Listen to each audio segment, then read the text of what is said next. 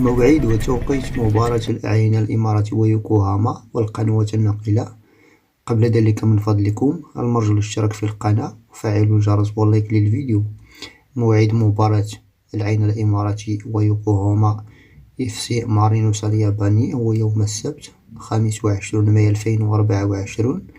بداية المباراة على الساعة 8 بتوقيت الإمارات العربية المتحدة، 7 بتوقيت بلدان كل من السعودية وقطر والكويت والأردن، الساعة 5 بتوقيت المغرب وتونس والجزائر. القنوات الناقلة للمباراة: قناة SC 5 الأرشد بالتعليق محمد حسين أدردر وحاتم بطيجة، والقناة SS 1 HD بالتعليق فارس عوض وعلي سعيد الكعبي.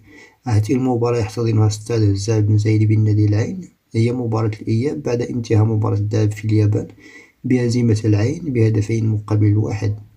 في الآخر اتركوا لنا تعليقاتكم، ما هي توقعاتكم لنتيجة المباراة، والسلام عليكم.